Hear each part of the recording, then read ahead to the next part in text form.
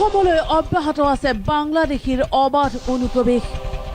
বাংলাদেশৰ পৰা অবাধ অনুপ্ৰৱেশে ভয়ংকৰ ৰূপত সলনি কৰিছে অসমৰ জনগাঁথনি। আৰু বাংলাদেশৰ পৰা হৈ থকা অবাধ অনুপ্ৰৱেশৰ বাবে অসমৰ 9খন জিলাত সংখ্যাগুৰুত পৰিণত হৈছে সংখ্যালঘু লোক। পূৰ্বৰ 5খন জিলাৰ পৰা এতিয়া 9খন জিলাত সংখ্যালঘুৰ আগ্ৰাসন ভয়ংকৰ ৰূপত বৃদ্ধি পাইছে। এই বিস্ফোৰক অভিযোগ দেশৰ সেনা প্ৰধান বিপিন ৰাৱতৰ। বাংলাদেশৰ পৰা অসমলৈ হৈ থকা অবাধ অনুপ্ৰৱেশে অসমৰ জনগাঁথনি দ্ৰুত হাৰত সলনি কৰিছে বুলি বিস্ফোৰক অভিযোগ কৰি সেনা প্ৰধানৰ মন্তব্য। বৰ্তমান অসমৰ 9খন জিলা সংখ্যালঘুৰ দখলত। পূৰ্বৰ 5খন জিলাৰ পৰা বৰ্তমান সংখ্যালঘুৰ আগ্ৰাসন ভয়ংকৰ ৰূপত 9খন জিলালৈ সম্প্ৰসাৰিত হৈছে বুলি মন্তব্য কৰিলে সেনা প্ৰধানে। I don't think you can now change the population dynamics of this area.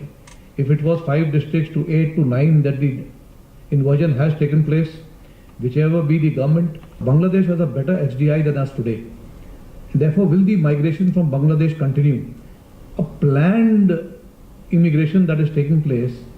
আৰু সংখ্যালঘুৰ এই ভয়ংকৰ আগ্ৰাসনৰ আঁৰত AIUDFৰ হাত থকাৰো ইংগিত দিলে দেশৰ সেনা প্ৰধান Bipin ৰাৱতে।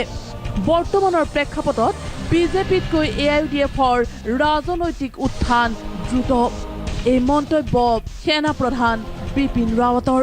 There is a party called AIUDF. If you look at, they have grown in a faster time frame than with the BJP grew over the years. When we talk of the Jansangh with 2 members of parliament and where they have reached, the AIUDF is moving at a faster pace in the state of Assam. Finally, what will be the state of Assam? We'll have to take a call. অসমৰ লগতে সমগ্ৰ উত্তৰ পূব অস্থিৰ কৰি তোলাৰ বাবে চুবুৰীয়া পাকিস্তান আৰু চীনে এনেদৰেই পৰিকল্পিতভাৱে অবাধ অনুপ্ৰৱেশ বৃদ্ধি কৰিছে বুলি অভিযোগ কৰিলে সেনা প্ৰধানে। I think this proxy game is being very well played by a western neighbor, supported also by a northern neighbor. So to that extent, to keep this area disturbed, we will continue to see some kind of migration happening. দেশৰ সেনা প্ৰধানৰ এই বিস্ফোৰক মন্তব্যৰ পিছতেই দেশজুৰি সৃষ্টি হৈছে তীব্ৰ প্ৰতিক্ৰিয়াৰ। আৰু এই সমগ্ৰ ঘটনাৰ সন্দৰ্ভত প্ৰতিক্ৰিয়া প্ৰকাশ কৰিলে AIUDFৰ সভাপতি বদৰুদ্দিন আজমলেও। अगर आज भी राउत साहब ये कहते हैं कि अभी भी हो रहा है तो हो रहा होगा, तो हमारा काम नहीं है। राउत साहब ने जो कहा कि आसाम का डेमोग्राफिक चेंज अगर वो हो रहा है तो ये गवर्नमेंट का काम है। तक जनगणना का मामला है। সেনা প্ৰধানৰ এই ভয়ংকৰ অভিযোগক গুৰুত্ব সহকাৰে গ্ৰহণ কৰিলে প্ৰাক্তন মুখ্যমন্ত্ৰী তৰুণ গগৈয়ে। আজি এই কথাটো যদি আজি সত্য হয় তেতিয়াহ'লে আজি অসমৰ কাৰণে এটা ডাঙৰ বিপদাপন্ন হৈছে।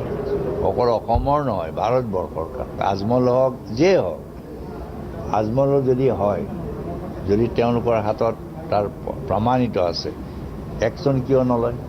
প্ৰতিক্ৰিয়া প্ৰকাশ কৰিলে বিজেপিয়েও। এই যে পাকিস্তানৰ যিটো আগ্ৰাসন, পাকিস্তানৰ অসম দখল কৰাত বাংলাদেশে অসম দখল কৰাৰ যিটো ভয়াৱহতা, সেইটোৰ প্ৰতি অতি দৃঢ়তাৰে আমাৰ ফালৰ পৰা আমি ব্যৱস্থা হাতত গ্ৰহণ কৰিব লাগে। Bureau' report, news live.